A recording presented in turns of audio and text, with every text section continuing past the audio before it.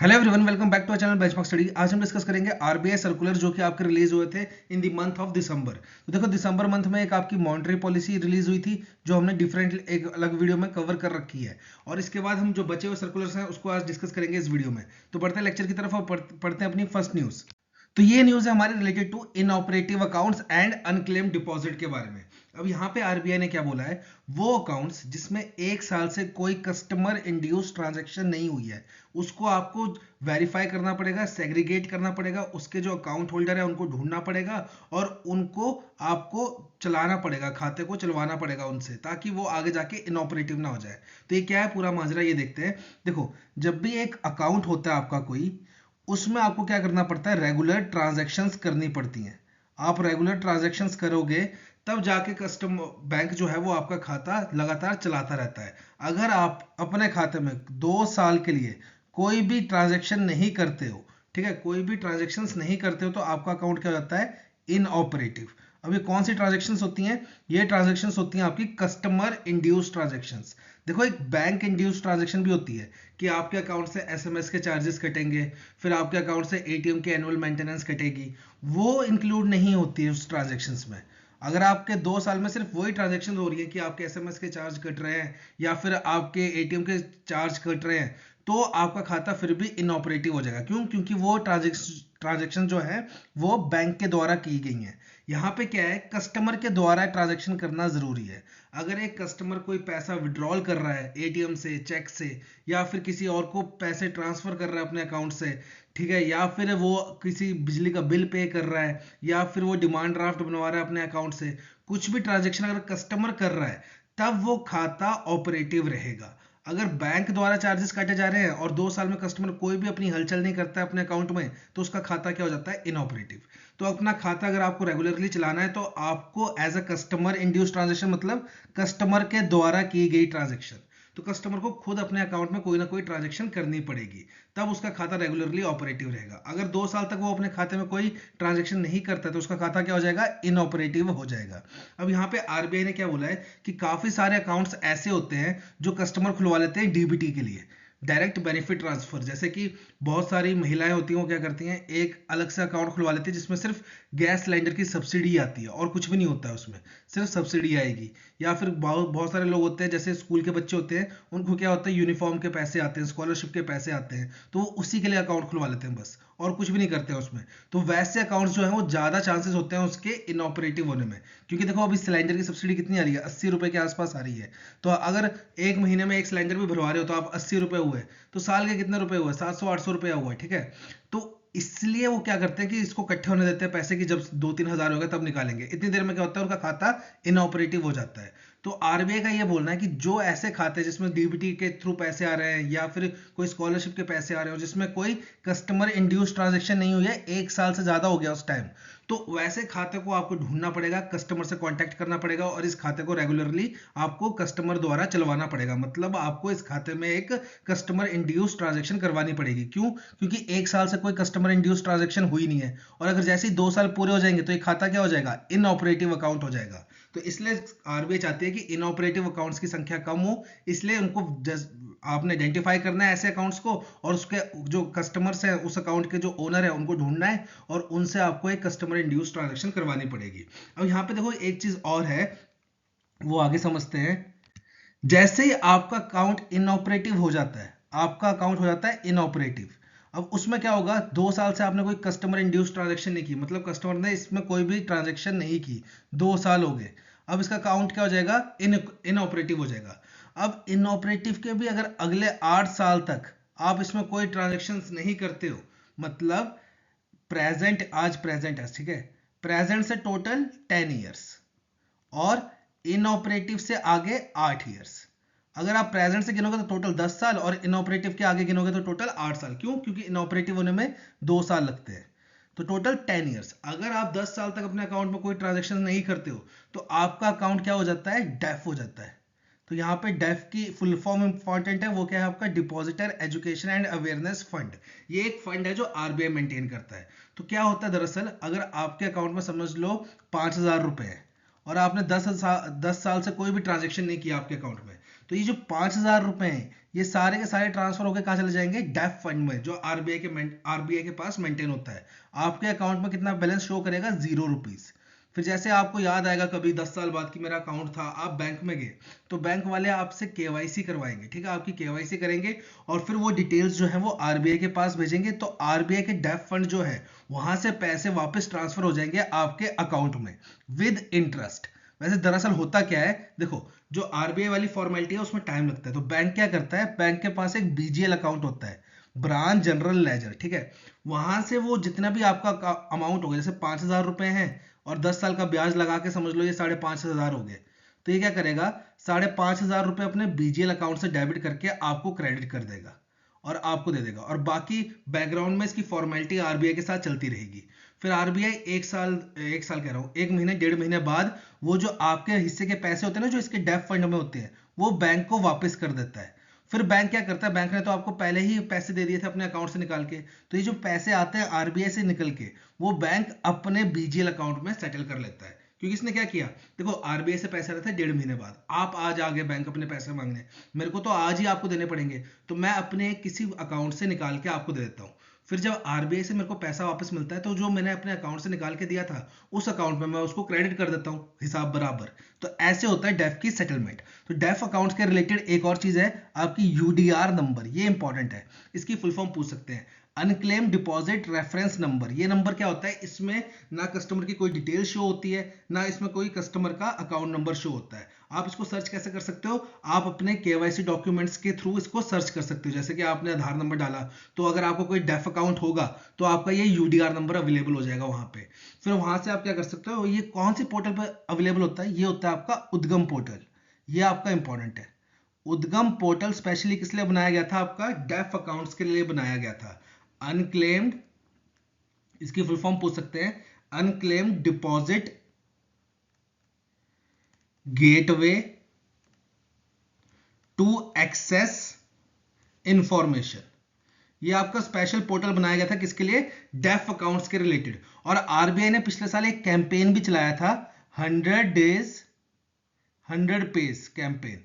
ये कैंपेन किस लिए चलाया गया था, ये भी आपके डेफ अकाउंट काफी ज्यादा हो गए थे, तो इतने ज्यादा डेफ अकाउंट्स को सेटल करने के लिए बैंक को एक कैंपेन चलाया था, 100 डेज 100 पेज कैंपेन। इसमें क्या था, एक डिस्ट्रिक्ट में एक बैंक ने अपने टॉप 100 डेफ अकाउंट्स को वेरीफाई करना है और उनको जो इसके ओनर है उनके पास सेटल करवाना है। मतलब एक डिस्ट्रिक्ट में जैसे एसबीआई है, एसबीआई की काफी सारी ब्रांचेस होंगी एक डिस्ट्रिक्ट में, तो एसबीआई ने क्या करना है, अपनी सभी ब्रांचों में से जो टॉप 100 डेफ अकाउंट होंगे, डेफ अकाउंट कैसे होंगे, टॉप 100 जिसमें सबसे ज्यादा पैसा होगा, तो टॉप 100 डेफ अकाउंट उठाने हैं, उनके ओनर को ढूंढना है और वो अकाउंट उनको हैंड ओवर करने हैं, उनको ऑपरेटिव करवा के हैंड ओवर करने हैं। तो ये कैंपेन भी चलाया था आरबीआई ने, 100 डेज 100 पेज कैंपेन। और उद्गम पोर्टल ये किस लिए, आपका डेफ अकाउंट की सेटलमेंट के लिए। अब यहाँ पे आरबीआई ने एक चीज और बोली है, जो आपके ये डेफ अकाउंट्स होंगे या इनऑपरेटिव अकाउंट्स होंगे, इनमें आप पार्शियल फ्रीज लगाओगे, पार्शियल फ्रीज लगाओगे आप, फुल फ्रीज नहीं लगाओगे। अब इसका मतलब क्या है, पार्शियल फ्रीज होता है कि आपके अकाउंट में डिपॉजिट हो पाएगा पैसा पर आप उसको विड्रॉल नहीं कर पाओगे, और फुल फ्रीज में क्या होता है, ना आपके अकाउंट में डिपॉजिट होएगा ना आप उसको विड्रॉल कर पाओगे। तो जिन बंदों ने किसी जैसे गैस की सब्सिडी के लिए बैंक अकाउंट खुलवाया था, अगर उनका अकाउंट इनऑपरेटिव हो जाता है और आप उस पर फुल फ्रीज लगा देते हो तो उसकी सब्सिडी आना बंद हो जाएगी, वो क्रेडिट ही नहीं हो पाएगी क्योंकि आपने उसके अकाउंट पे फुल फ्रीज लगाया है। तो बैंक ने ये डायरेक्शंस भी दी है कि आप इनऑपरेटिव अकाउंट जो है आपके, उन पे फुल फ्रीज नहीं लगाओगे, पार्शियल फ्रीज ही लगाओगे। मतलब उसमें से पैसे क्रेडिट हो पाए पर उसमें से पैसे विड्रॉल ना हो पाए, तो आप ऐसे वाले फ्रीज लगाओगे, ठीक है। साथ ही साथ आप जितना भी काम कर रहे हो ये इनऑपरेटिव अकाउंट्स पे, अनक्लेम्ड अकाउंट्स पे, इसकी इंफॉर्मेशन आपको देनी पड़ेगी किसको, सीनियर सुपरवाइजरी मैनेजर को, थ्रू दक्ष पोर्टल। अब ये दक्ष पोर्टल भी इंपॉर्टेंट है आपका। ये क्या है, आपका एक एडवांस सुपरवाइजिंग मॉनिटरी सिस्टम है। ये आरबीआई ने क्यों बनाया था, क्योंकि आरबीआई देखो सारी रेगुलेटेड एंटिटीज जो है, जैसे कि आपके बैंक्स हो गए, फिर आपकी एनबीएफसीज हो गई, फिर आपके ये स्मॉल फाइनेंस बैंक हो गए, पेमेंट बैंक हो गए, फिर आपके कॉर्पोरेट सोसाइटीज हो गई, फिर एआईएफआईज हो गए, इन सबको क्या करता है, मॉनिटर। तो इन सब की मॉनिटरिंग करने के लिए आरबीआई ने एक पोर्टल बनाया है जिसका नाम है दक्ष पोर्टल। दक्ष पोर्टल का मेन काम क्या है, ये एक सुपरवाइजरिंग मॉनिटरिंग सिस्टम है, ठीक है। अब यहाँ पे एक लास्ट पोर्टल जो इंपॉर्टेंट है वो काम का है, वो क्या है आपका प्रभाव पोर्टल। ये भी आपसे पूछ सकते हैं, प्रभाव पोर्टल ये आपका इंपॉर्टेंट पोर्टल है। इसकी फुल फॉर्म क्या है आपकी, platform for regulatory application validation and authorisation. अब जैसे समझ लो मेरी एक कोई कंपनी है, अब मैं क्या क्या चाहता हूं कि मैं आरबीआई से एक लाइसेंस लेना चाहता हूं कि मैंने एक काम करना है, मेरी कंपनी काम करना चाहती है एज एन एनबीएफसी।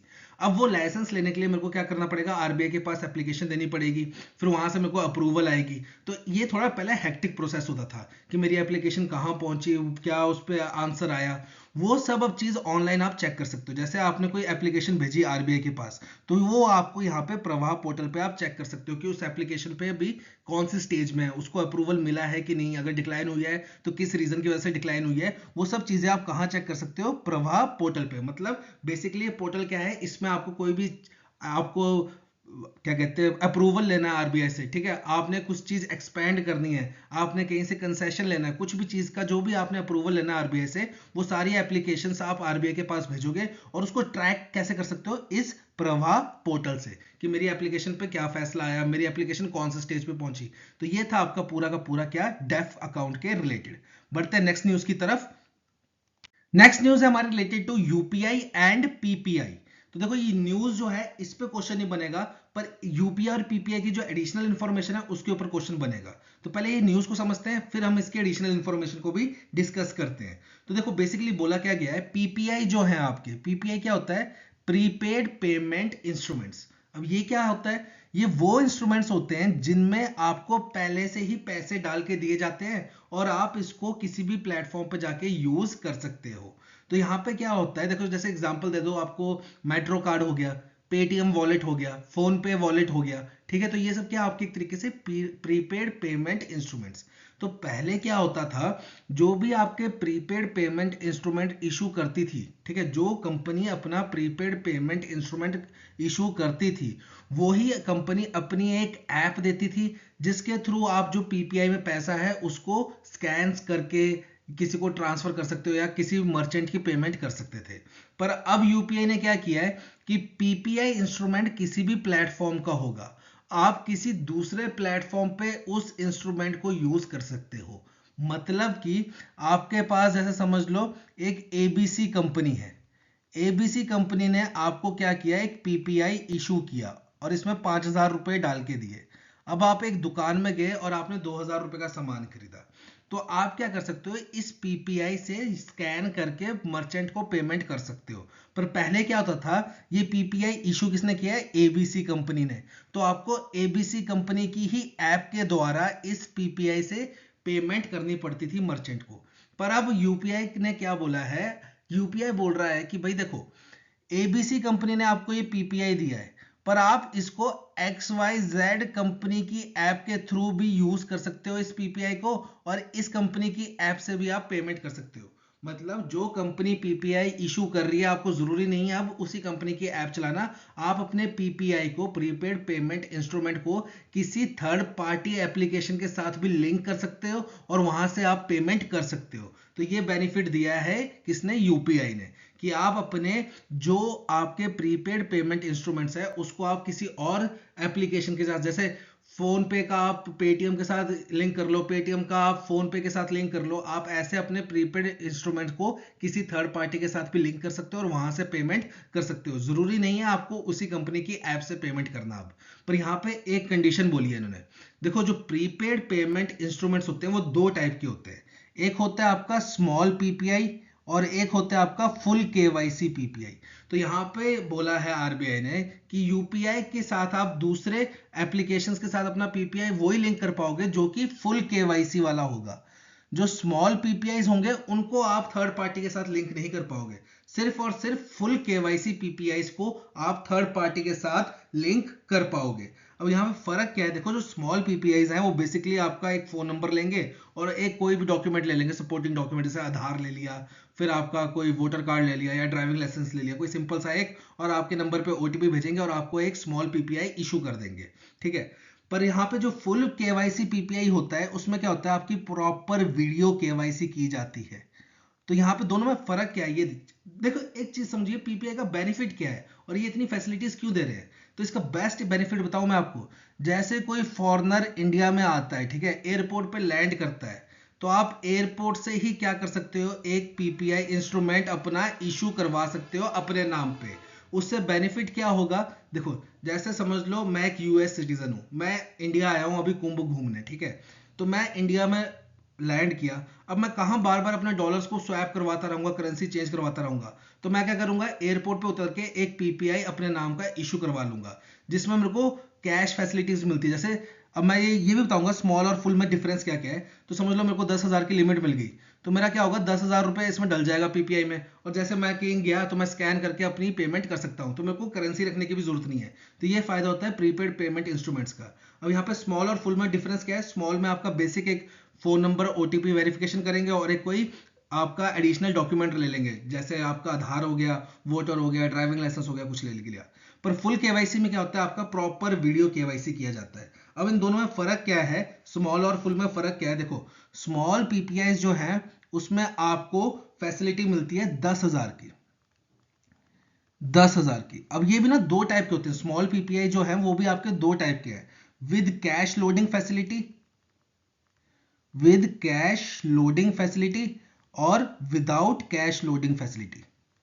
अब दोनों में अंतर क्या है, देखो जैसे आपको एबीसी कंपनी ने एक पीपीआई इशू किया, स्मॉल पीपीआई, तो अगर आपको कैश लोडिंग वाला पीपीआई मिला, इसमें क्या कर सकते हो आप पैसे लेके जाओ एबीसी कंपनी के पास, कैश, ठीक है, कैश लेके जाओ एबीसी कंपनी के पास और बोलो कि भाई मेरे पीपीआई में पैसे डाल दो, तो वो आपका कैश ले लेगी और आपके पीपीआई में पैसे डाल देगी।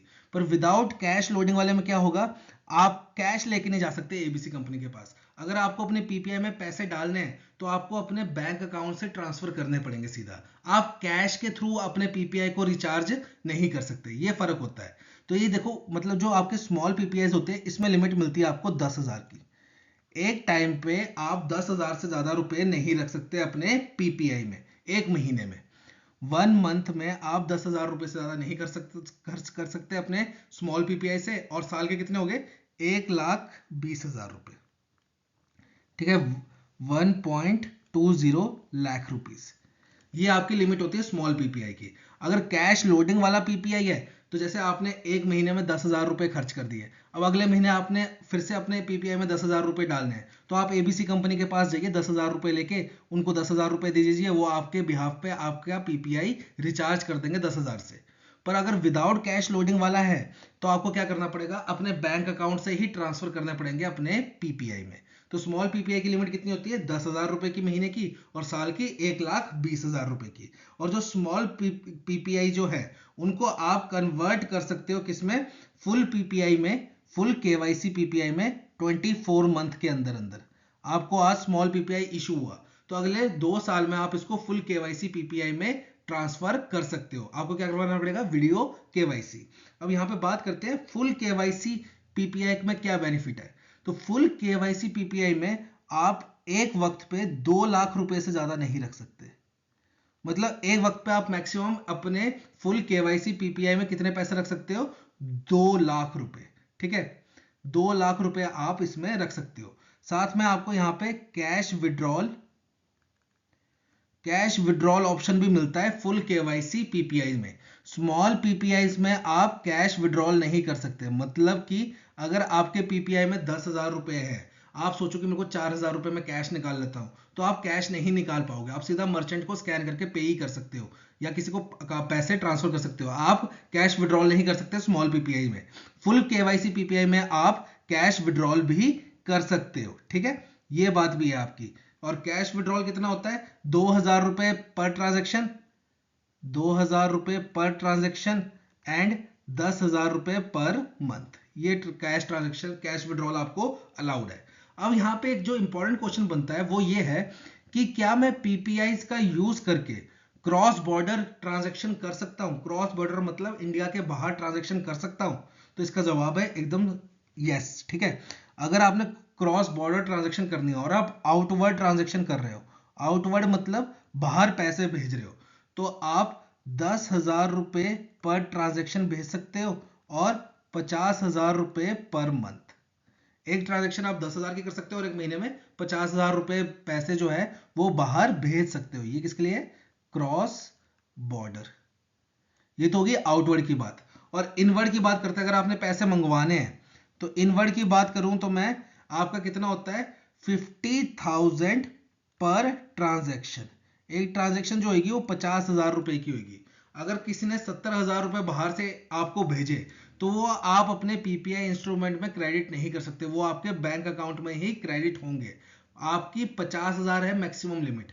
अगर कोई बंदा 40,000 भेज रहा है या 50,000 भेज रहा है तो आप अपने पीपीआई इंस्ट्रूमेंट में मंगवा सकते हो पैसे। अगर 51,000 भी भेज रहा है तो वो सारे के सारे पैसे आपके सेविंग अकाउंट या जो बैंक अकाउंट है उसमें ट्रांसफर होंगे। और आप ऐसा भी नहीं कर सकते जैसे कि 51,000 भेज रहा है तो 50,000 अपने पीपीआई में ऐड कर लो और 1,000 रुपये अपने बैंक अकाउंट में, ऐसा भी नहीं होता। अगर 50,000 से ऊपर है अमाउंट तो सारा का सारा अमाउंट वन टाइम ही आपके बैंक अकाउंट में ही जाएगा। ठीक है, अब यहाँ पे एक क्वेश्चन और बन सकता है आपका लास्ट, वो ये है कि जो पीपीआई का, जैसे मेरी कंपनी है एबीसी, अब ये बैंक तो है नहीं, मेरी कंपनी है अपनी एबीसी, अगर मेरे को आरबीआई से लाइसेंस लेना है कि मैं अपने पीपीआई इशू कर पाऊं तो मेरी नेटवर्थ कितनी होनी चाहिए? तो अगर एक कंपनी को पीपीआई इशू करना है और उसका लाइसेंस लेना है आरबीआई से तो उसकी नेटवर्थ होनी चाहिए कितनी? 5 करोड़ रुपए। और यहाँ पे एक कंडीशन और है कि आज अगर उसको लाइसेंस मिल गया तो अगले 3 साल में उसको ये नेटवर्थ बढ़ा के कितनी करनी पड़ेगी? 15 करोड़ रुपए। तो ये भी आपका इंपॉर्टेंट क्वेश्चन था। तो ये न्यूज के अलावा यहां से क्वेश्चन बन सकता है आपका, ठीक है, क्योंकि न्यूज में इतना कुछ दम था नहीं, सिंपल सा था न्यूज में कि भाई यूपीआई का एक्सेस के थ्रू आप पीपीआई इंस्ट्रूमेंट को थर्ड पार्टी एप्लीकेशन पे यूज कर सकते हो। तो इससे आपका क्वेश्चन बनने के चांस बहुत कम थे। मेन क्वेश्चन आपके यहां से बन सकते हैं। ठीक है, बढ़ते हैं नेक्स्ट न्यूज की तरफ। नेक्स्ट न्यूज है हमारी related to beneficiary bank account name lookup facility. अब यहाँ पे क्या है, देखो जो आरबीआई है इसके दो प्रोडक्ट होते हैं पैसे भेजने के लिए, एक आरटीजीएस जो कि लॉन्च हुआ था आपका ईयर 2004 में और एक एनईएफटी जो कि लॉन्च हुआ था आपका ईयर 2005 में। अब इन दोनों की फुल फॉर्म क्या है? Real time gross settlement and national electronic fund transfer. अब इसके थ्रू क्या है, आप जैसे मैं एसबीआई का कस्टमर हूं और मेरे को किसी पीएनबी के कस्टमर को पैसे भेजने हैं तो मैं किसका यूज करके भेज सकता हूं? आरटीजीएस और एनईएफटी का यूज करके भेज सकता हूं। पर पहले यहां पे एक ड्रॉबैक था। ड्रॉबैक क्या था कि आपने जैसे समझ लो पीएनबी के कस्टमर का अकाउंट नंबर डाला, 15 या 16 डिजिट का होता है, मेरे को पता नहीं, एसबीआई का होता है 11 डिजिट का। ठीक है, तो आपने 15 या 16 डिजिट का जो भी पीएनबी का नंबर है वो डाला, साथ में आईएफएससी कोड डाल दिया पीएनबी का। तो आप ये अकाउंट नंबर जो डाल रहे हो आप यहाँ पे चेक नहीं कर सकते वास्तव में उसी व्यक्ति का जिसको मैंने भेजने हैं या किसी और का, क्योंकि आरटीजीएस और नेफ्ट में ये फैसिलिटी नहीं मिलती थी। आपको बस अकाउंट नंबर से ही डालना पड़ता था। अगर बाय चांस आपसे एक आधा डिजिट ऊपर नीचे हो गया तो आप चेक भी नहीं कर पाओगे कि ये पैसे किसको गए। मतलब आपके ऊपर पूरा लायबिलिटी आपकी है। आपने अकाउंट नंबर सही डाला और आईएफएससी सही डाला तो वो जिस बंदे को आप भेज रहे हो उसको पैसे चले जाएंगे, और कहीं एक आधा डिजिट ऊपर नीचे हो गया तो वो पैसे किसी और को चले जाएंगे। तो यहाँ पे नाम नहीं आता था। जैसे मैं अकाउंट नंबर डाल रहा हूँ पीएनबी का तो वहां पे नाम शो करना चाहिए। जैसे मैं राहुल को पैसे भेज रहा हूँ तो जैसे मैंने राहुल का अकाउंट नंबर डाला तो वो फैसिलिटी मिलनी चाहिए थी कि हाँ जी ये राहुल का अकाउंट है, पर ये मिलती नहीं थी पहले। ठीक है, चाहे आप आरटीजीएस करा लो या नेफ्ट करा लो, चाहे आप बैंक से कराओ या आप मोबाइल एप्लीकेशन से करो, दोनों में ही ये फैसिलिटी नहीं मिलती थी। जैसे आप एसबीआई के अकाउंट होल्डर हो, आप एसबीआई बैंक में गए और आपने क्या किया, चेक काट के दे दिया कि भाई मेरा ये जो पैसे हैं ये पीएनबी में राहुल को दे दीजिए और ये उसका अकाउंट नंबर है। तो जैसे मैं एसबीआई में अगर आपकी नेफ्ट या आरटीजीएस कर रहा हूँ तो मैं भी जो आपने अकाउंट नंबर लिखा है वही लिख पाऊंगा, मैं भी उसको क्रॉस वेरीफाई नहीं कर पाऊंगा कि ये अकाउंट नंबर सही में राहुल का है कि नहीं है, क्योंकि ये फैसिलिटी अवेलेबल ही नहीं थी। पर अब यहाँ पे आरबीआई ने क्या बोला है, आप आरटीजीएस और नेफ्ट करोगे तो जब आप अकाउंट नंबर डालोगे तो वहां पे आपको नेम शो करेगा कि ये अकाउंट नंबर किसका है, जिससे क्या है एरर होने के चांसेस और ज्यादा कम हो जाएंगे। और इसकी डेडलाइन कब दे दी है? 1 अप्रैल 2025। मतलब 1 अप्रैल 2025 से पहले सभी बैंकों को ये फैसिलिटीज अपने कस्टमर्स को ऑफर करनी पड़ेगी जो मोबाइल के थ्रू ट्रांसफर करते हैं, और अपने सीबीएस में भी ये चीज फैसिलिटी जो है वो ऑफर करनी पड़ेगी। सीबीएस क्या होता है? आपका कोर बैंकिंग सोल्यूशन, जिसके थ्रू आप बाकी बैंकों में पैसा भेज रहे हो, आरटीजीएस नेफ्ट कर रहे हो। तो जो आपके अपने एम्प्लॉयज है उनको भी ये फैसिलिटी मिलनी चाहिए। जब वो आरटीजीएस नेफ्ट करेंगे किसी कस्टमर की अपने सिस्टम से, तो उनको भी क्या होगा, जब वो अकाउंट नंबर डालेंगे दूसरे बैंक का, तो उनको भी वो नाम शो करेगा कि ये अकाउंट किसका है। तो ये फैसिलिटी कब से अवेलेबल हो जाएगी, 1 अप्रैल 2025 से, जिससे आपके एरर होने के चांसेस काफी ज्यादा कम हो जाएंगे। ठीक है, तो ये काफी अच्छी चीज की है यहाँ पे। अब यहाँ पे एक चीज और है, यहाँ पे जो आपका एडिशनल क्वेश्चन बन सकता है वो ये कि ये फैसिलिटी प्रोवाइड कौन करवाएगा, जिससे कि आप दूसरे बैंक अकाउंट, जो दूसरे बैंक वाले हैं, दूसरे बैंक के अकाउंट होल्डर हैं, उनके नाम चेक कर पाओगे। ये फैसिलिटी प्रोवाइड कौन करवाने वाला है, ये फैसिलिटी प्रोवाइड करवाएगा हमारा NPCI, national payment corporation of India. ये हमारे को ये वाली फैसिलिटी प्रोवाइड करेगा, जिसके थ्रू हम आरटीजीएस नेफ्ट करते वक्त दूसरे बैंक अकाउंट होल्डर के नाम भी चेक कर पाएंगे। ठीक है, अब यहाँ पे एक चीज और पूछी जा सकती है आपसे, देखो एडिशनल क्वेश्चन जो बन सकेगा वो क्या होगा, एक तो एनईएफटी के ऊपर, एनईएफटी में मिनिमम अमाउंट कितना होता है, मिनिमम कितने पैसे भेजने पड़ते हैं, तो इसमें कोई मिनिमम अमाउंट नहीं होता। मैक्सिमम अमाउंट कितना होता है इसमें पैसे भेजने के लिए, तो मैक्सिमम भी कोई अमाउंट नहीं होता। और वहीं अगर मैं आरटीजीएस की बात करूं तो मिनिमम अमाउंट कितना होता है, 2 लाख रुपए। 2 लाख से नीचे अमाउंट है तो आप आरटीजीएस कर ही नहीं सकते। और मैक्सिमम अमाउंट कितना होता है, मैक्सिमम अमाउंट कोई लिमिट नहीं है। तो नेफ्ट और आरटीजीएस में फर्क क्या है, तो नेफ्ट में ये फर्क होता है, नेफ्ट की जो पेमेंट होती है ये बैचेस में होती है। बैचेस में मतलब हाफ एन आवर का बैच होता है, हाफ एन आवर का बैच होता है। अब इसमें क्या होता है, जैसे 10 बजे बैंक खुला, 10 से 10:30 के बीच में जितनी भी नेफ्ट की ट्रांजेक्शन होंगी वो इकट्ठी होती रहेंगी। समझ लो 1000 ट्रांजेक्शन हो गई नेफ्ट की 10 से 10:30 के बीच में, तो 1000 ट्रांजेक्शन को इकट्ठी करते रहेंगे और 10:30 बजे के बाद फिर उस बैच को सेटल करेंगे। फिर वो जो 1000 ट्रांजेक्शन है वो 10:30 बजे के बाद होंगी। मतलब हाफ एन आवर का बैच होता है, उसके अंदर जितनी ट्रांजेक्शन आ गई उनको इकट्ठा करते रहेंगे और उसके बाद उसको सेटल करेंगे।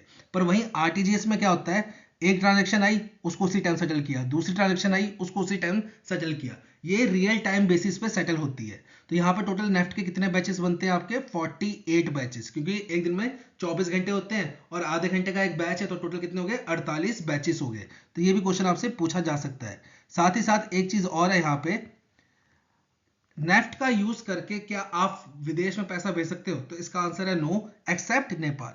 सिर्फ नेपाल में आप पैसा भेज सकते हो नेफ्ट का यूज करके। और वो क्या क्राइटेरिया है, अगर आपके पास जो व्यक्ति आ रहा है नेपाल पैसे भेजने के लिए, आपके पास जो व्यक्ति आ रहा है उसका बैंक अकाउंट इंडिया में है किसी बैंक में, तो पर ट्रांजेक्शन वो 2 लाख रुपए भेज सकता है, 2 लाख रुपए पर ट्रांजेक्शन भेज सकता है। और वहीं अगर कोई वॉक इन कस्टमर आ रहा है, मतलब ऐसे कोई व्यक्ति आ रहा है, जैसे कोई समझ लो मोमो वाला है जो नेपाल में रहता है और इधर आके मोमो की रेडी लगाई है, जिसका बैंक अकाउंट नहीं है इंडिया में, ठीक है, तो वो पैसे लेकर आ रहा है, तो क्या वो नेपाल में पैसे भेज सकता है नेफ्ट के थ्रू, हाँ भेज सकता है। कितने भेज सकता है, मैक्सिमम 50,000 पर ट्रांजेक्शन, और ये साल में सिर्फ 12 बार ये पैसे भेज सकता है, 12 टाइम्स। ठीक है, तो ये था आपका नेफ्ट और आरटीजीएस। बढ़ते हैं नेक्स्ट क्वेश्चन, नेक्स्ट अपने सर्कुलर की तरफ।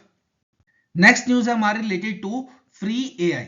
अभी हमने 52nd मॉनेटरी पॉलिसी जब डिस्कस की थी दिसंबर मंथ की, उसमें हमने डिस्कस किया था कि फ्री एआई को लेके एक कमेटी बनाई जाएगी आरबीआई द्वारा। तो अब वो कमेटी बना दी गई है। उस कमेटी के चेयरपर्सन कौन है, पुष्पक भट्टाचार्य जी, जो कि क्या है, आईआईटी बॉम्बे में कंप्यूटर साइंस एंड इंजीनियर के प्रोफेसर है। अब ये कमेटी में टोटल 8 मेंबर होंगे, तो एक तो होंगे पुष्पक भट्टाचार्य जो कि चेयरपर्सन है, बाकी 7 के नाम यहाँ पे दिए गए हैं। तो इन 7 में से ये 3 इंपॉर्टेंट है, 1, 2 और ये 3। क्यों, क्योंकि देवजनी घोष जो है वो इंडिपेंडेंट डायरेक्टर है किसके, रिजर्व बैंक इनोवेशन हब के, और ये फॉर्मर प्रेसिडेंट हैं किसके, नेस्कॉम के। ये फॉर्मर प्रेसिडेंट रह चुके हैं नेस्कॉम के, तो ये इंपॉर्टेंट है। दूसरा, गवर्नमेंट की तरफ से एडिशनल सेक्रेटरी को भेजा गया है जिसका नाम क्या है, अभिषेक सिंह, और ये एडिशनल सेक्रेटरी किसमें है, ministry of electronics and information technology में। और तीसरे हैं आपके CGM of fintech department of RBI, ठीक है, वो कौन है, शिवेंदु पति जी। तो ये 3 इंपॉर्टेंट है आपके, बाकी तो आपके बाकी सारे क्या है, प्रोफेसर्स वगैरह हैं यूनिवर्सिटीज में, ठीक है। तो ये 3 इंपॉर्टेंट है। 3 में से भी मैं कहूंगा देवजनी घोष मोस्ट इंपॉर्टेंट है, क्योंकि ये क्या है, तो इंडिपेंडेंट डायरेक्टर है आरबीआई के इनोवेशन हब के, साथ ही साथ ये फॉर्मर प्रेसिडेंट है किसके, नेस्कॉम के। तो ये कमेटी क्या करेगी, ये 6 मंथ में अपनी रिपोर्ट सबमिट करेगी आरबीआई के फिनटेक डिपार्टमेंट को। अब ये कमेटी बनाई किस लिए गई है, फ्री एआई के लिए। तो फ्री एआई की फुल फॉर्म इंपॉर्टेंट है, वो क्या है आपकी, framework for responsible and ethical enablement of artificial intelligence. अब इसका काम क्या है बेसिकली, देखो एआई जो है वो क्या कहते हैं, कह रहे हैं ना आगे जब जाके बहुत सारी नौकरियां भी खाएगी, ठीक है, क्योंकि काफी ज्यादा एडवांस होएगी। दूसरी जगह ये काफी ज्यादा डेंजरस भी है। एलन मस्क का भी यही कहना है कि एआई सबसे ज्यादा डेंजरस चीज है फ्यूचर में। तो इसी के ऊपर ये कमेटी बनाई गई है कि आर्टिफिशियल इंटेलिजेंस का यूज एक रिस्पॉन्सिबल तरीके से किया जाए, एक एथिकल तरीके से किया जाए, ताकि उसमें सबका भलाई हो, किसी का नुकसान ना हो। इस तरीके से हमें आर्टिफिशियल इंटेलिजेंस को यूज करना चाहिए कि सबके लिए वो भले का काम करे, किसी के लिए वो नुकसान का काम ना करे। तो इसलिए ये कमेटी बनाई गई है, ठीक है। बढ़ते हैं नेक्स्ट न्यूज की तरफ। नेक्स्ट न्यूज है हमारे रिलेटेड टू क्लाउड प्लेटफॉर्म। अब ये यहाँ पे क्या बोला गया है कि आरबीआई जो है वो इंडिया में एक लोकल अपना खुद का क्लाउड प्लेटफॉर्म लॉन्च करेंगे 2025 में। अब ये क्लाउड प्लेटफॉर्म क्या होता है बेसिकली, ये आपको ऑनलाइन स्टोरेज कैपेसिटी देता है, मतलब आपको एक स्पेस देगा जिसमें आप अपनी फाइल्स, वीडियोस, फोटोज जो है इंपॉर्टेंट जो है वो उसको अपलोड करके ऑनलाइन सेव कर सकते हो। जैसे कि बेस्ट एग्जांपल हो गया आपका गूगल ड्राइव। पर यहाँ पे बात क्या होती है, जो आपको फ्री स्टोरेज डिवाइस मिलती है, जो फ्री स्टोरेज स्पेस मिलती है, वो काफी लिमिटेड मिलती है। पर अगर आपको उससे ज्यादा अपनी चीजें अपलोड करनी है तो आपको वहां पे पैसे देने पड़ते हैं। मंथली पैक ले लो या ईयरली पैक ले लो, आपको वहां पे पैसे देने पड़ते हैं। अगर आपने समझ लो आपको फ्री स्पेस मिली कि आप 1 GB तक अपनी जो वीडियोस हैं, फाइल्स हैं या फोटोज जो है वो 1 GB तक अपलोड कर सकते हो। पर आपकी जो फोटोज, फाइल्स और वीडियोस जो है वो 10 GB हैं, तो आपको 9 GB जो एक्स्ट्रा यूज करोगे उसके पैसे देने पड़ेंगे, एक तरीके से रेंटल चार्जेस। एक तरीके से आपको ये क्या दे रहा है, एक स्पेस दे रहा है। जैसे आप रूम किराए पे लेते हैं वैसे ही आपको क्या दे रहा है, एक स्पेस दे रहा है क्लाउड में, मतलब ऑनलाइन आपको एक स्पेस दे रहा है जिसमें आप अपनी चीजें स्टोर कर सकते हो। तो जितनी ये फ्री स्पेस दे रहा है उससे ज्यादा अगर आप यूज करोगे तो आपको रेंटल चार्जेस देने पड़ेगे। तो यहाँ पे बात क्या है, जो भी ये क्लाउड सर्विसेज प्रोवाइड कर रहे हैं प्लेटफॉर्म, ये सारे क्या है, बाहर के हैं, इंडिया का अपना कोई नहीं है। तो आरबीआई कह रहा है कि ये खुद का एक लोकल क्लाउड प्लेटफॉर्म लॉन्च करेंगे। क्यों? क्योंकि जो क्लाउड सर्विस मार्केट है काफी बड़ी है। इसमें 2023 की बात करूं तो ये करीबन 8.3 बिलियन डॉलर की मार्केट थी इंडिया में, जो कि ग्रो के कितनी हो गई है, 24.2 बिलियन डॉलर हो जाएगी 2028 तक। तो ये सारा का सारा पैसा अगर फॉरेन प्लेयर्स लेंगे तो इंडिया का काफी नुकसान है। तो ये कह रहे हैं कि हम अपना खुद का क्लाउड प्लेटफॉर्म खोलेंगे ताकि जो पैसा है इंडिया में ही रह जाए। और इस प्रोजेक्ट के लिए जो फंड दिया जाएगा वो कहां से दिया जाएगा, आरबीआई के एसेट डेवलपमेंट फंड से, जो कि कितना है टोटल 229.74 बिलियन रुपीस, और अगर यूएस डॉलर में बात की जाए तो 2.72 बिलियन डॉलर रुपीस। अब यहाँ पे क्या बोला गया है कि जो हमारी आईटी कंपनीज है बड़ी बड़ी, उसके साथ हम डील करेंगे, उसके साथ टाई अप करेंगे ये क्लाउड प्लेटफॉर्म की फॉर्मेशन के लिए, और बड़े बड़े डाटा सेंटर बनाए जाएंगे। देखो आप क्लाउड में चीजें स्टोर तो कर रहे हो, पर कहीं ना कहीं चीज वो चीज स्टोर तो हो रही है ना, उसके लिए आपको डाटा सेंटर बनाने पड़ते हैं। तो ये डाटा सेंटर कहाँ बनेंगे, मुंबई में, हैदराबाद में, ठीक है। तो यहाँ पे ये डाटा सेंटर बनाए जाएंगे जो आपको क्लाउड सर्विस प्रोवाइड करेंगे, जिसमें आप अपनी फाइल्स स्टोर कर सकते हो। अब देखो अगर ये लोकल, मतलब आरबीआई अगर इंडिया में ये लोकल क्लाउड प्लेटफॉर्म प्रोवाइड करवा पाया तो इसमें जो चार्जेस होंगे ये भी काफी ज्यादा सस्ते होंगे। जैसे आपको शायद गूगल ड्राइव में 15 GB मिलता है, 15 GB फ्री मिलता है, उससे ऊपर अगर आपने स्टोर करना हो तो आपको क्या करना पड़ता है, चार्जेस देने पड़ते हैं। तो अगर ये लोकल क्लाउड प्लेटफॉर्म बन गया तो जो गूगल ड्राइव चार्जेस ले रहे हो उससे काफी ज्यादा चीप, सस्ता पड़ेगा ये इंडियन पब्लिक को। तो जाहिर सी बात है इसमें इंडियन पब्लिक का काफी ज्यादा फायदा होने वाला है, ठीक है। बढ़ते हैं नेक्स्ट न्यूज की तरफ। अब यहां से स्टार्ट होते हैं हमारे इंपॉर्टेंट वन लाइनर। ये वो चीजें हैं जो कि आपकी क्या कहते हैं ज्यादा डीप में नहीं पूछी जाएंगी पर इंपॉर्टेंट है। तो सबसे पहली न्यूज है क्या, आरबीआई ने कैनरा बैंक को अप्रूवल दे दी है कि वो अपने शेयर्स जो है वो दो कंपनीज में जो उसके शेयर्स हैं उनको डाइल्यूट कर सकती है। डाइल्यूट मतलब अपने शेयर्स को, अपना हिस्सा जो है उन कंपनीज में उसको बेच सकती है बाय लॉन्चिंग आईपीओस। आईपीओस क्या है, ये हमने मनी मार्केट में पढ़ लिया था, ठीक है। तो यहाँ पे वो दो कंपनी कौन कौन सी है वो इंपॉर्टेंट है आपका। एक है आपकी CRAMC।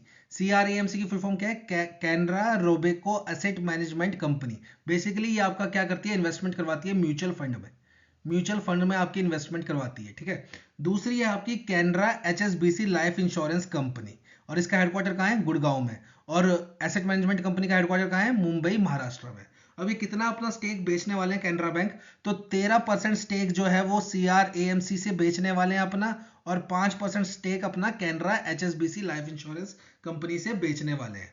अब यहाँ पे देखो जो CRMAC कंपनी जो है, इसमें 51% ओनरशिप किसकी है? कैनरा बैंक की। बेसिकली एक ज्वाइंट वेंचर है। ज्वाइंट वेंचर किस किस का है? कैनरा बैंक का और साथ में रोबिको का। रोबिको, रोबिको ये बेसिकली पहले क्या थी? ये एक नीदरलैंड की कंपनी है, ठीक है। बेसिकली पहले ये थी एक नीदरलैंड की कंपनी, नीदरलैंड में भी कहाँ? रोटरडैम में। और ये कब इस्टेब्लिश हुई थी? 1929 में। फिर बाद में क्या हुआ? इसको जापान की ऑरेक्स कॉर्पोरेशन ने जो है वो क्या कर लिया? हायर कर लिया, मतलब अपने अंडर ले लिया। इसका स्टेक्स परचेज कर लिया किसने? जापान की ऑरेक्स कॉर्पोरेशन ने। बेसिकली रोबिको एक नीदरलैंड की कंपनी थी, 1929 में फॉर्म हुई थी, पर इसको ओवरटेक कर लिया जापान की ऑरेक्स कॉर्पोरेशन ने। तो अब ये जॉइंट वेंचर किसके बीच में रह गया? कैनरा बैंक में और जापान की ऑरेक्स कॉर्पोरेशन के बीच में ये जॉइंट वेंचर रह गया, ठीक है। तो अभी कितना कितना स्टेक है? 51% एंड 49%। पर ये 13% स्टेक जो है कैनरा बैंक अपना बेचना चाह रहा है किससे? ये कैनरा रोबिको एसेट मैनेजमेंट कंपनी से, ठीक है। नेक्स्ट न्यूज है आपकी रिगार्डिंग टू SORR। SORR क्या है आपका? सिक्योर्ड ओवरनाइट रुपी रेट। अब क्या कह रहा है आरबीआई कि जो हमारा माइबोर था, ठीक है, मुंबई इंटरबैंक ऑफर रेट, उसको हम रिप्लेस करके क्या लॉन्च करेंगे अब? SORR, सिक्योर्ड ओवरनाइट रुपी रेट। और ये किसने डिसाइड किया? इसके लिए एक कमेटी फॉर्म हुई थी जिसके हेड कौन थे? रामानाथ सुब्रमण्यम जी। रामानाथ सुब्रमण्यम जी, उन्होंने ये डिसाइड किया कि हम SORR को लॉन्च करेंगे। ऐसा क्यों? क्योंकि देखो, जो पहले हमारा लाइबोर था, London inter bank offer rate, इसको भी क्या कर दिया है? इसको भी बंद कर दिया और इसको रिप्लेस कर दिया किससे? SOFR से, सिक्योर्ड ओवरनाइट फाइनेंसिंग रेट से। SOFR से रिप्लेस कर दिया लाइबोर को। तो वैसे ही आरबीआई ने क्या किया? माइबोर को रिप्लेस कर दिया किससे? SORR, सिक्योर्ड ओवरनाइट रुपी रेट से। अब यहाँ पे आरबीआई ने एक चीज और की है। आरबीआई ने एक मतलब और क्या कहते हैं उसको, एक कॉम्पिटिशन टाइप, मतलब एक आपका पोर्टल टाइप लॉन्च किया है जिसका नाम क्या है? Connect to regulate. और ये किस लिए लॉन्च किया है? ताकि जिसको भी कोई सलाह मशवरा देना है, ठीक है, जिसको भी हमारे से बातचीत करनी है, आप यहाँ पे आके कर सकते हैं कनेक्ट टू रेगुलेट से। और ये किस पर्व पे लॉन्च किया है? आरबीआई के 90 साल हो गया, आरबीआई एट 90, इस पर्व पे इसको लॉन्च किया है, कनेक्ट टू रेगुलेट को, ठीक है। बढ़ते हैं नेक्स्ट न्यूज की तरफ। नेक्स्ट न्यूज है हमारे related to debt relief scheme. अब यहाँ पे क्या है? इसके लिए कुछ गाइडलाइंस लॉन्च किए हैं आरबीआई ने। वो गाइडलाइंस इतनी इंपॉर्टेंट नहीं है, पर जो मेन क्रक्स है इस पूरी बात का वो बताता हूं मैं आपको। और उसमें से क्वेश्चन कहां से बन सकता है? वो बनेगा आपका इस लाइन से, ठीक है।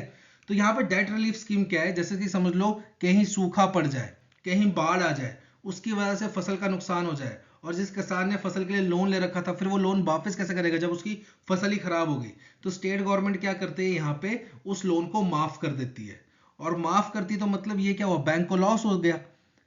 बैंक ने कस्टमर को लोन दे रखा था कि इससे भाई मैं लोन भी लूंगा और प्रिंसिपल भी लूंगा, इंटरेस्ट भी लूंगा। अगर सरकार उस लोन को माफ कर देगी तो बैंक को लॉस हो गया। ऐसा नहीं होता।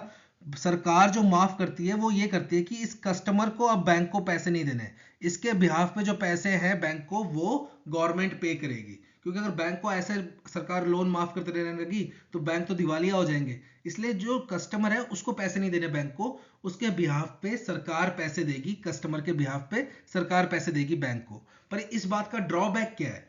ड्रॉबैक एक ये है कि मैक्सिमम लोग की मेंटेलिटी फिर ये बन जाती है कि चलो लोन ले लेते हैं, सरकार माफ कर देगी। दूसरी मेंटेलिटी ये हो जाती है कि भाई वो जो लोन होता है वो सेटल होता है, कॉम्प्रोमाइज्ड होता है, ठीक है, मतलब उसको सेटलमेंट दिखाते हैं। जब आपकी सिविल रिपोर्ट निकलेगी तो वहां पे दिखाया जाएगा कि इस व्यक्ति ने एक लोन लिया था जिसको गवर्नमेंट के थ्रू सेटल करवाया गया।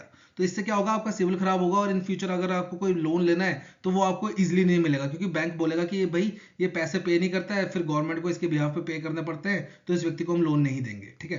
तो ये तो हो गया कस्टमर का मतलब नुकसान। यहाँ पे बैंक का क्या नुकसान हो रहा है? बैंक को तो पैसे मिल रहे हैं, गवर्नमेंट दे रही है, कस्टमर ना दे गवर्नमेंट दे रही है। तो बैंक को क्या दिक्कत है? बैंक को ये दिक्कत है कि सरकार देखो जैसे अभी माफ करेगी लोन, ठीक है, फिर लोन को जो बैंक को पैसे देने हैं उसमें ले लेती है टाइम काफी ज्यादा, 5 महीने 6 महीने साल भर ले लेती है, ठीक है। तो इसमें क्या होता है? बैंक को वो लोन, फिर वो लोन जो है बैंक का वो एनपीए हो जाता है। तो इसलिए वहां पे वो बैड एसेट शो करना पड़ता है बैंक को। एक तो ये कि भाई जो पेमेंट है उसमें टाइम डिले होता है। दूसरा, बैंक का लोन होगा 10 लाख रुपए का, सरकार सेटल कर देगी उसको 8 लाख रुपए में। तो यहाँ पे भी बैंक को नुकसान हो जाता है, ठीक है, क्योंकि जो इनके वो होते हैं प्रपोजल होते हैं, बैंक का अमाउंट और सरकार का अमाउंट, इसमें मिसमैच होता है, ठीक है, सरकार हमेशा कम ही देती है पैसा थोड़ा सा, तो वहां पे बैंक का नुकसान होता है। तो ये चीज होती है सारी किसमें, डेट रिलीफ स्कीम में। जब भी कोई लोन माफी की स्कीम आती है उसमें ऐसे नुकसान होता है बैंक को भी और कस्टमर को भी। तो यहाँ पे आरबीआई ने क्या बोला है, वो बैंक जिनके लोन जो है वो, कस्टमर के लोन जो है वो सरकार ने माफ कर दिए हैं और उनको अभी तक अगर गवर्नमेंट से पैसा नहीं मिला है और ये डिले जो है वो 90 दिन से ज्यादा हो गया है, तो उन बैंकों को क्या करना पड़ेगा, जितने अमाउंट का लोन था, ठीक है, जितना पैसा सरकार देने वाली है उतने अमाउंट का क्या करना पड़ेगा, प्रोविजन करना पड़ेगा 100%। अब इस बात को समझना क्या है, ये जैसे समझ लो एसबीआई है, एसबीआई ने राहुल को पैसे दे रखे हैं 10 लाख रुपए। अब राहुल को क्या कहते हैं, फ्लड आ गया, भूकंप आ गया, इसकी कंपनी टूट गई, जो भी है, ठीक है। अब सरकार कह रही है कि ये 10 लाख लोन राहुल को देने की जरूरत नहीं है, हमने इसका लोन माफ किया, हम पे करेंगे एसबीआई को।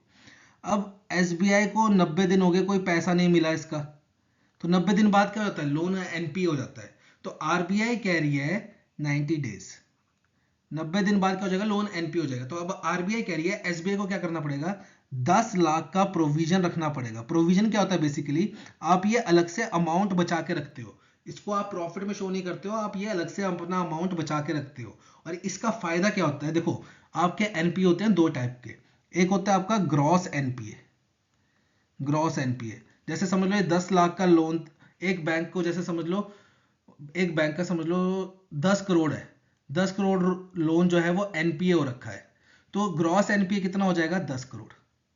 वहीं इस बैंक ने प्रोविजन बना के रखा था, प्रोविजन मतलब अलग से पैसे रखे थे कि मेरा कोई लोन खराब होगा तो उसको मैं यहां से सेटल कर दूंगा, और ये प्रोविजन था 2 करोड़ रुपए का।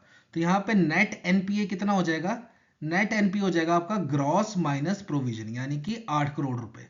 तो यहाँ पे प्रोविजन बनाने के लिए किस लिए क्यों बोला आरबीआई ने 100% का, ताकि जो बैंक है उसका नेट एनपीए जो है वो कम रहे, नेट एनपीए उसका इंक्रीज ना करे। इसलिए आरबीआई ने बोला है कि जब तक गवर्नमेंट आपको पैसे नहीं दे रही है कस्टमर के बिहाफ पे, गवर्नमेंट आपकी पेमेंट नहीं कर रही है पूरी, तब तक आपको क्या करना पड़ेगा, 100% का प्रोविजन बना के रखना पड़ेगा। यहां से क्वेश्चन बन सकता है आपका। और दूसरा क्वेश्चन क्या बनेगा, अगर गवर्नमेंट ने कितने दिनों तक पैसे नहीं दिए, अगर 90 दिन तक पैसे नहीं दिए हैं आपको, तो उसके बाद बैंक को 100% का प्रोविजन बनाना पड़ेगा। अगर गवर्नमेंट की तरफ से अभी 45 दिन ही हुए हैं तो आपको प्रोविजन बनाने की कोई जरूरत नहीं है। अगर डिले जो है वो 90 दिन से ज्यादा हो गया है तो आपको 100% का प्रोविजन बनाना पड़ेगा, ठीक है। तो ये था क्वेश्चन आपका।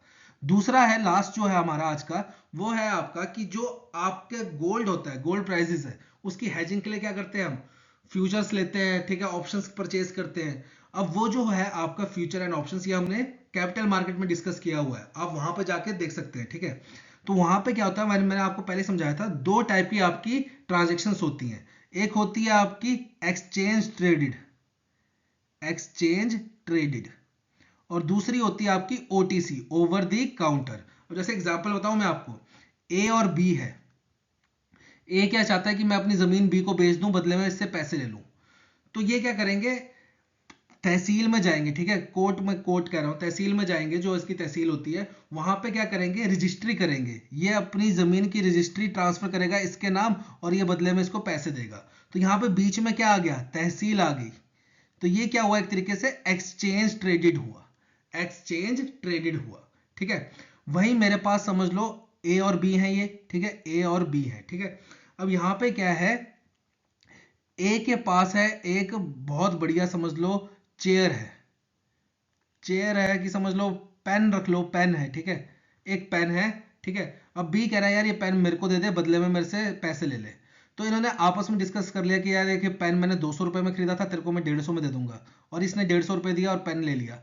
बीच में किसी थर्ड पर्सन का इन्वॉल्वमेंट ही नहीं था, किसी सुपरवाइजर का इन्वॉल्वमेंट ही नहीं था, इन दोनों ने आपस में बैठ के डिस्कस कर लिया। तो ये क्या होता है आपका over the counter. Best example दूं, जैसे आप शॉप में जाते हो, शॉप में आप नमकीन खरीदते हो, वो आपको नमकीन देता है, आप उसको पैसे देते हो, बीच में किसी को आपको सबूत के तौर पर रखना पड़ता है, नहीं रखना पड़ता, ठीक है, वो आपस में डीलिंग कर लेते हो आप, तो वो क्या होती है ओवर द काउंटर। पर यहाँ पे तहसील वाले को बीच में इन्वॉल्व क्यों किया, क्योंकि भाई ए बोल रहा है कि हाँ देखो ये मैं अपनी जमीन इसके नाम कर रहा हूँ, और बी भी बोल रहा है देखो मैं जमीन के बदले में पैसे दे रहा हूँ, कल को कोई मुकर ना जाए। इसलिए एक्सचेंज ट्रेडेड डेरिवेटिव में क्या होता है, बीच में एक एक्सचेंज होता है, जैसे नेशनल स्टॉक एक्सचेंज हो गया, बॉम्बे स्टॉक एक्सचेंज हो गया, अगर आप फॉरेन में कर रहे हो तो फॉरेन का स्टॉक एक्सचेंज हो गया। पर ओवर द काउंटर में क्या होता है, दो पार्टीज आपस में मिलके और डील कर लेती है। तो हेजिंग के लिए भी क्या होता था, गोल्ड की हेजिंग, हेजिंग क्या होता है कि फर्दर लॉस को प्रिवेंट करना, ठीक है, ये हमने कैपिटल मार्केट में पढ़ा हुआ है। तो गोल्ड की हेजिंग के लिए भी क्या करते हो आप, फ्यूचर्स परचेज करते हो, ऑप्शंस परचेज करते हो। तो यहाँ पे आरबीआई बोल रहा है जो बैंक ने फ्यूचर या ऑप्शंस हेजिंग के लिए, गोल्ड की हेजिंग के लिए परचेज किए हैं, और वो परचेज जो किए हैं वो ओवर द काउंटर किए हैं परचेज, मतलब बीच में कोई एक्सचेंज ट्रेड नहीं है, दो पार्टीज आपस में मिलकर डील कर रही हैं, उनको क्या करना पड़ेगा, वैसी ट्रांजैक्शंस की रिपोर्टिंग सबमिट करनी पड़ेगी किसके पास, trade repository of clearing corporation of India के पास। और कब से ये इफेक्टिव हो जाएगा, 1 फरवरी 2025 से, ठीक है। तो ये थी आपकी सारी की सारी आरबीआई के सर्कुलर्स दिसंबर मंथ के। यहां पे एक चीज मैं फिर से बोलूंगा, जो 52nd मॉनेटरी पॉलिसी है जो कि आपकी दिसंबर मंथ में लॉन्च हुई थी, उसकी अलग से वीडियो है, आप वो देख लीजिएगा, वो मैंने यहाँ पे कवर नहीं की है, ठीक है, क्योंकि वरना फिर लेक्चर काफी ज्यादा एक्सटेंड हो जाता है। तो बहुत जल्द मिलेंगे आपको नई वीडियो के साथ, till then have a nice day.